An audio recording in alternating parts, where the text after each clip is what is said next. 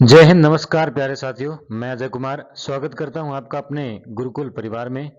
उम्मीद है कि आप बेहतर होंगे, अपना ध्यान रख रहे होंगे और अब मन लगाकर पढ़ाई कर रहे होंगे। आइए शुरू करते हैं आज के अपने इस वोकैब सेशन के, जिसमें सबसे पहले एक ब्यूटीफुल कोट के साथ शुरू करते हैं। If you can dream it you can do it. यदि आपने सपना देखा है, यदि आप सोचते हैं कि आप अपने विषय वस्तु में, अपने एग्जाम में अच्छे नंबर लाएंगे, आपने यदि सोचा है उसको करने के लिए, तो आप बस उसमें काम करेंगे। जब आप उसमें काम करेंगे, अपना टाइम टेबल बनाएंगे, हर दिन पढ़ेंगे, हर दिन अपने सब्जेक्ट जितने भी सिलेबस है, जितने भी सब्जेक्ट है आपका, बराबर का काम करेंगे, तो आप बिल्कुल ही सफल हो जाएंगे। यदि आपने सपना ही नहीं देखेंगे, आप वो सोचेंगे ही नहीं कि मुझे ये काम करना है, तो आप वैसे भी सफल नहीं हो जाएंगे। तो सबसे पहले लड़ाई ये है कि आप सोचिए उसके बारे में, क्या आप उतने नंबर लाना है, फिर उस पर काम करिए। तो उम्मीद है कि आपको ये बात समझ में आ गई होगी।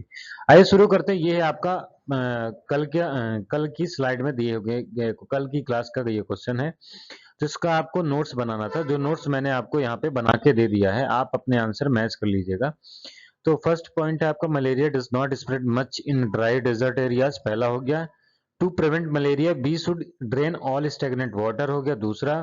फिर kerosene oil should be spread on water to kill larva. फिर है kerosene stop air supply and kills mosquito larva. Removing mosquito is the only permanent solution. तो आप देख पा रहे होंगे कि ये लगभग 5 पॉइंट बनाए गए हैं। तो इसी प्रकार से आपको भी क्या करना है कि आपको भी छोटे छोटे पॉइंट देखने हैं, ऐड करने हैं। आपको सिर्फ अभी देखना है कि पॉइंट कैसे बनाए जाते हैं, वो मैंने आपको बता दिया था। आज मैं फिर से एक बार आपको रिकॉल कराऊंगा, रिवीजन कराऊंगा आपका, कि पॉइंट्स हमें कैसे बनाने हैं, नोट्स हमें कैसे बनानी, पैसेज हमें कैसे बनाने हैं। तो आइए शुरू करते हैं। तो उम्मीद है आपको ये अपने आंसर मैच कर लेंगे और खुद से बनाने का प्रयास करेंगे। आइए आगे चलते हैं।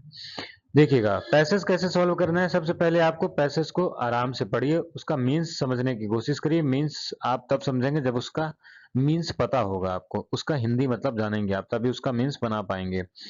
तो सबसे पहले अपने को क्या करना है, अपने को पैसेज को पढ़ना है, थोड़े बहुत वर्ड्स को हिंदी में समझना है कि ये क्या कहने का मतलब, क्या कहना चाहता है।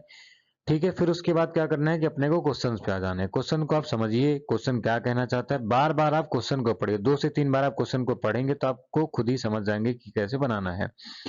तो उम्मीद है आपको ये समझ में आ गया होगा। ठीक है, तो आपको क्या करना है कि हर दिन जो है पैसेज को करना है। आप हर दिन अगर एक पैसेज करेंगे तो आप अपने एग्जाम से पहले, जैसे मान लीजिए 12th का जो एग्जाम है 10 तारीख से है, तो आप अपने एग्जाम से पहले, आज मान लीजिए 22, मान क्या लीजिए 22 तारीख है, आज 22 तारीख के दिन आप पैसेज करना शुरू करते हैं, तो 10 से 15 दिन के अंदर आप बहुत सारे 15 पैसेज कर लेंगे।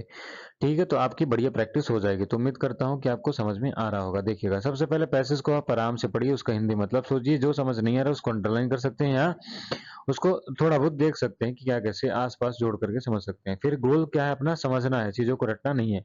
फिर दूसरा क्या है, दूसरा अपने को क्वेश्चन को अच्छे से पढ़ना है, बार-बार क्वेश्चन को पढ़ना है। जब आप क्वेश्चन समझ में आ जाए तो पैसेज में जाना है, वो लाइन ढूँढनी है जहाँ पे वो अपना पैसेज जो क्वेश्चंस में लिखा गया है। फिर है ट्रिक, खुद से मत बनाइए, जो भी आंसर है वो खुद से मत बनाने का प्रयास करिए, कुछ भी लिख दीजिए। जो पैसेज में दिया गया आंसर है उसी को आपको लिखना है। आंसर शॉर्ट भाषा में लिखिए, शॉर्ट आंसर लिखिए, यानी बहुत लंबे आंसर नहीं लिखने आपको। जो ऑप्शन में है, जो पैसेज में दिया गया है, उसी का आप आंसर लिखने का प्रयास करिएगा। ठीक है, फिर नोट्स कैसे बनानी है, उम्मीद है आपको ये समझ में आ गया। आइए चलते हैं नोट्स कैसे बनाते हैं। नोट्स बनाने के लिए आपको क्या करना है, केवल मुख्य पॉइंट लिखिए। जो मुख्य पॉइंट समझेंगे कैसे, देखिए मुख्य पॉइंट का मतलब क्या हो गया कि आप सबसे पहले पैसेज को एक बार रीड आउट करिए। जैसे ही आपने पैसेज को रीड किया, पढ़ा उसको, फिर पढ़ने के बाद बहुत सारे लोगों को तो उसका समझ भी नहीं आ, पढ़ ही नहीं पाएंगे। तो आपको क्या करना है, कुछ पॉइंट्स उठा करके फुल स्टॉप से फुल स्टॉप तक ऐसा रख सकते हैं, ऊपर से नीचे से बीच से कहीं से भी आप रख सकते हैं।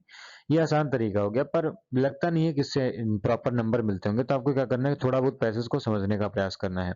जब आप पैसेज को समझ जाएंगे, पैसेज में आपको जो नोट्स बनानी है वो 4 से 5 छोटे पॉइंट बना लेने हैं, और केवल उसमें इंपॉर्टेंट पॉइंट लिखने हैं। ठीक है, अब आगे होगा कैसे, ये हर दिन आपको 15 मिनट प्रैक्टिस करनी है। आप 1 से 2 पैसेज हर दिन उठाइएगा। जैसे मैं आपकी सॉरी, मैं आपको हर दिन एक पैसेज कराता हूँ, तो आपको उसी प्रकार से क्या करना है कि आपको हर दिन एक पैसेज देखना है। ठीक है, हर दिन आपको एक पैसेज करना है। ठीक है, मैं खुद ही करा देता हूँ, एक पैसेज आपको करने के लिए देता हूँ, तो आप वो खुद से करके लाया करिएगा। ठीक है, देखिए, फिर पहले हिंदी में, स्पेशल एडवाइस का हिंदी मीडियम के लिए पहले हिंदी में समझो। हिंदी में कब समझेंगे, जब उसका मीन्स पता होगा, उसी के लिए ये वोकैब सेशन किया जा रहा है। ठीक है, तो उम्मीद है। और फिर इंग्लिश में लिखने की कोशिश करिए, जो कहा गया है उसको इंग्लिश में लिखने की कोशिश करिए। चलिए आइए आगे देखते हैं।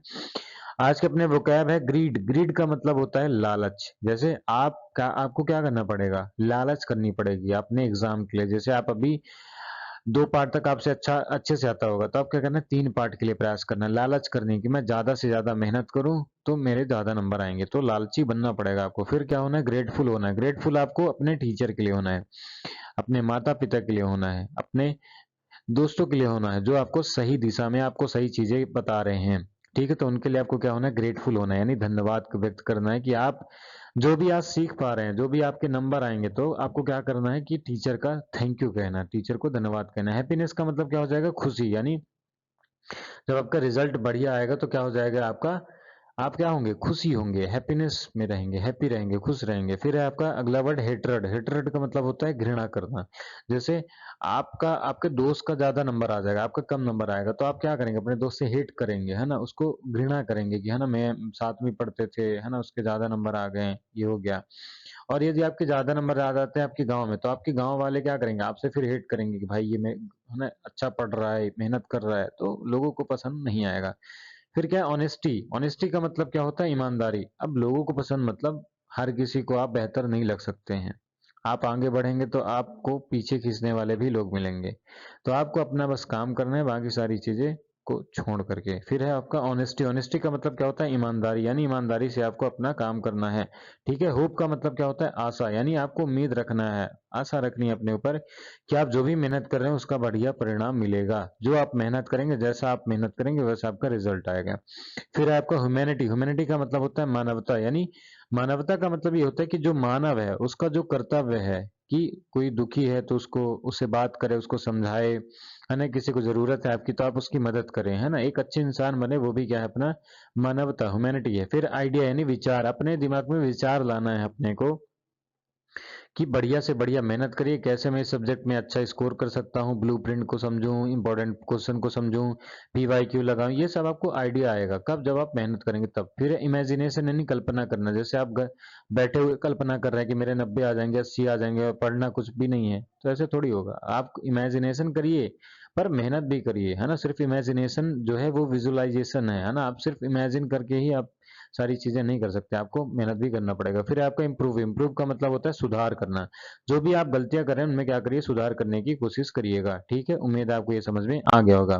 फिर ये कुछ क्वेश्चंस मैं आपको दे रहा हूं, तो आपको इन क्वेश्चंस का आंसर जो है वो कमेंट बॉक्स में टाइप करना है प्लीज, है ना। मैं साथियों निवेदन करता हूं आपसे कि आप, है ना, जो भी आप आंसर है वो आप कमेंट बॉक्स में दे दिया करिए, जिससे आप को अगर जब नेक्स्ट क्लास करेंगे तो आपको जो भी आंसर टाइप किया होगा ना उस समय, तो फिर आपको क्या करना होगा, वो आंसर आप मैच करेंगे कि, है ना, अगली क्लास में कि सही था कि नहीं था। तो ये 1 2 3 4 क्वेश्चन है।